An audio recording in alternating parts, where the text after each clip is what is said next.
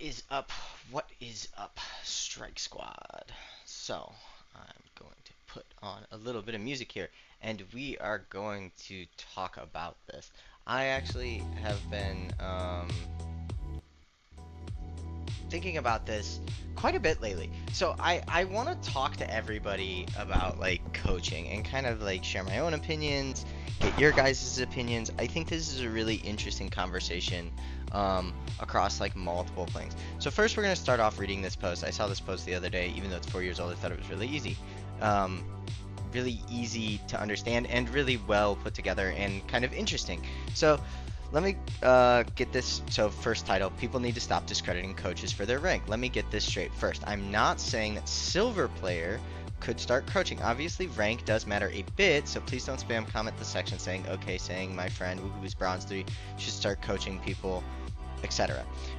Alright, so I started noticing that ever since I got into coaching back when this guy was in plat, I wrote an entire 80 carry guide free for anybody to read and learn from. Even though I got a lot of positive responses, there were a lot of people saying, but you're only platinum, why should I trust the quality of this guide? And the same thing happened this season, last season, when I reached D4 with a 60% win rate. Just to be able to coach people for free through a Discord server. I enjoy coaching so much that I actually started spending way more time coaching others and less time playing myself. This season I've actually only done placements on my main account, only platinum at the moment, almost every time people question my ability to coach. This is purely based on the fact I'm not diamond.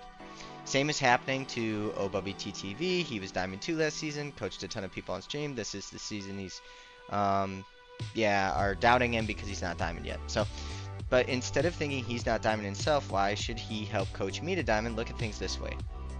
In order to reach a higher rank, you need to put in the time and amount of games. People who coach other people have less time to spend climbing. You know, that makes sense. That's pretty much his point here. So, I'm reading through this. Yeah, and pretty much it's the thing about time, right? He's talking about like if I'm coaching people, then how do I have time to climb to a high rank at the same time? There's almost so much time in the day, right? So also, sometimes you can have people who know all the theory and the ins and outs are just not capable of putting it into practice. I think this is very true. Um, Hobbies, however, they might be good at transmitting that knowledge onto players that can use it to climb the ladder. Look at universities. People who teach law might be doing it because they don't have what it takes to be a successful lawyer, or maybe they have the passion for teaching. That doesn't mean they're incapable of teaching law students if they are good at passing on that knowledge. Look at other sports. How many times have you seen sports trainers and coaches who look like they would be hyperventilating after 10 seconds of jumping jacks? That doesn't mean they are bad coaches. They might still be awesome at observing other players, recognizing what they are doing, and correcting them to be better. Even in the LOL sports scene, there are coaches who are professionally coaching teams who are only platinum in solo queue. Um, would you rather have your coach spend time getting himself in a high elo or themselves in a high elo, or would you rather have him spend his time getting better at coaching? Because let me tell you, it's not a matter of saying you shouldn't have done that. It would just be better doing this way. Coaching the other players is a craft all of its own that takes time and skill. Okay, so um, I'm gonna start with my opinions first. Personally, because I definitely have some as someone who wants to be a coach, and you know has done a lot of volunteer coaching, a lot of coaching for free. I don't know how many people I've coached for free, quite a few, in quite a few roles too. Everything pretty much but support. I'm not a big support player, but I I kind of agree with where this guy is coming from. I mean, realistically, you have to understand that like it takes time to climb for most people unless you have like a ridiculous 70% win rate. So you're not going to climb super fast and climb super high unless you've already been in that rank before. Um, when you're also spending time coaching or creating content for that matter. So I kind of agree with him there. Now, I do think to a degree, a coach should be able to put most of what they're saying into practice. And I think that for a couple of reasons. So I agree with his sports analogy here, but there's something to be said for like when you're talking about sports in a physical sense, genetics, raw talent, um, and age and weight and build all come into account. When we're talking about video games, there's no genetics. You know what I mean? Like, some people are quicker learners, some people have quicker reaction time, yes, but that's usually not the big distinguishing factor between being like a diamond player or a gold player, or a gold player or challenger player, is not your reaction time. Okay, so like, because you're working within a vacuum where all the variables are standard, right? Everybody's got access to the same champions, the same items, the same interactions, the same map, the same roles, etc. Now, every game of League is different, but those variables are much more concrete. I do think that I don't necessarily agree with like coaches who coach can't do in League. Now, there are definitely people who are going to learn faster, and it is hard to implement things as habit. There are a lot of things that I think I can speak personally that like I know I do wrong, but in the moment I can't self-correct super well, right? So like, that's a learning process for me. Some people, they learn something once and they've just got it, they never make that mistake ever again. That's great, but like for me personally, that's not the thing. But I definitely agree with their second point here, where they're talking about, in college, sometimes people are better at teaching and have a bigger passion for teaching than the actual act of the, like, of whatever it is they're teaching, right? Like, they enjoy teaching law more than they enjoy practicing law, right? Or vice versa. Now, I definitely understand what he's saying in the professional LOL sports scene, where it's like, you have people who genuinely, yeah, they're not higher than solo queue, but they are coaching some of the best players in the world, who in solo queue would absolutely body almost anybody ever who's watching this video, or just in general, right? Like, I think that's fair to say that most of the pro players are pretty stinking good at the game. Now, with that being said, I think that begs the fact, like, okay, so then what makes a coach a good coach? Like, if it's not their individual ability to climb, somewhat of a factor. I'll say that it's somewhat of a factor. I would say that a coach's individual ability to climb should be like 20%, in my opinion, maybe 20% of like the reason you want that coach. What I think makes up like the other 40% and 40% is, number one, maybe not even a 40% split. I would say like 20% is individual rank. Man, it's so hard. Yeah, and then I'm going to say 40% split after that. I think the first 40%, what you want is someone who genuinely knows the conceptual, like, ways to play the game of League of Legends. And when I say conceptual ways to play the game of League of Legends, I mean, like, the concepts around how to last hit, how to trade, how to wave manage, when to reset, what tempo is, what priority is, how to manage your economy, how to manage your resources, how to play around your item spikes, how to teach a champion, right? Like, there are a lot of coaches out there who coach, and they go into the coaching session, and their entire thing is like, well, that's wrong, that's wrong, that's wrong, that's wrong, that's wrong. You should have done this, should have done that, should have done this, should have done that, should have done this, should have done that. And it's like 50 million mistakes, or like 200 mistakes all lined out. And then you look at it and it's like, okay, thanks, you told me all the stuff I did wrong, but how do I specifically fix this? Or what's the conceptual overarching issue here that I need to work on, right? Am I not side laning enough? Am I letting waves crash too much? Are my roam timers off? Are my reset timers off? Right? Like, there's a concept that ties into all of those individual mistakes. And if you have a coach who doesn't understand how to teach those concepts, then it doesn't matter how good they are teaching, and it doesn't matter if they're a challenger coach. You're not going to get much out of the coaching, because anybody can sit there all day. Even a gold player can sit there all day and watch someone who's a challenger player on stream and pick apart every little mistake. But there's more to the game than being like, they died there, that was a mistake, right? There has to be a conceptual background that gets implemented.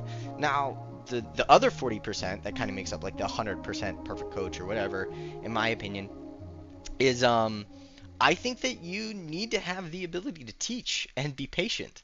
there are a lot of people out there who are very, very frustrated. And when they're coming to coaching, they're coming to coaching as a last resort.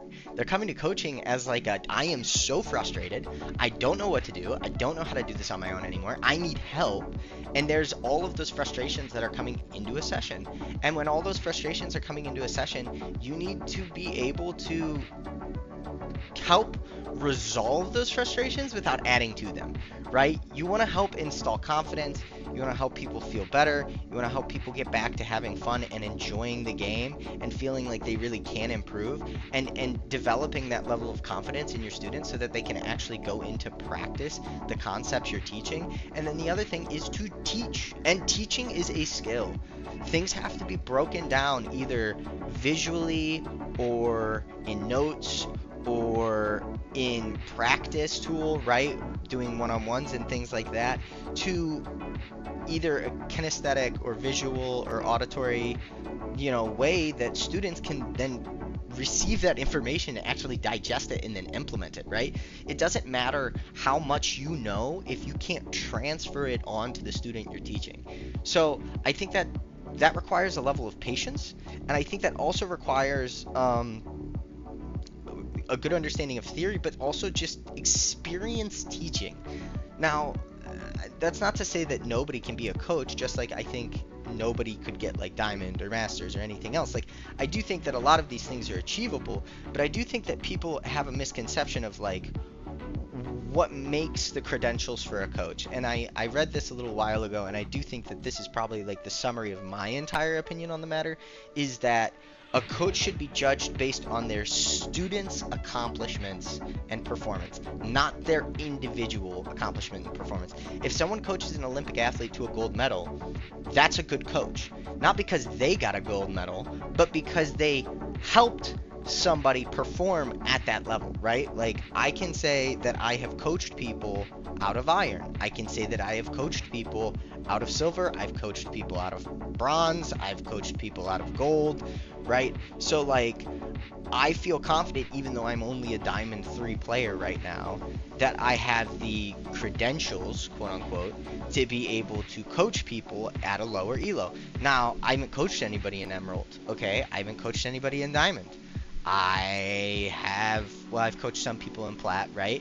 But, like, there's an understanding of, like, at some point, I would love to have an Emerald student. I would love to have a Diamond student. I think it would be fascinating to see if, even though I haven't been able to do it yet, if I could coach someone to a higher level than I perform at, And that's something where it's like, coaches also have to go forward with the same confidence as players, believing that, like, hey, I have the ability to do this, and I believe in myself and my knowledge and my, like, ability to coach, even if I've never done it before. So I do think that coaches are under a lot of scrutiny. But then again, I understand why, because if you're going to become a member of the League of Legends community and go out there in confidence and say, hey, this is right and this is, wrong, you're going to be under scrutiny because, honestly, you don't want to misinform the player base.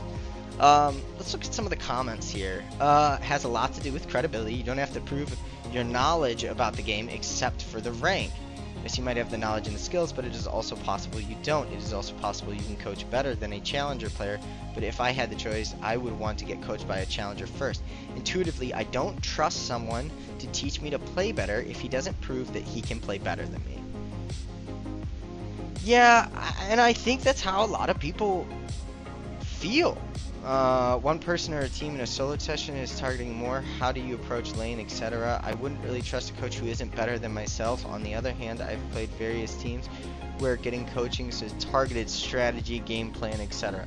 That's true. I mean, coaching teams is very different than coaching solo queue. I agree. I've coached 2 teams, and I've been on, I think I've been on 3 teams. So, yeah, no, that's definitely very, very true.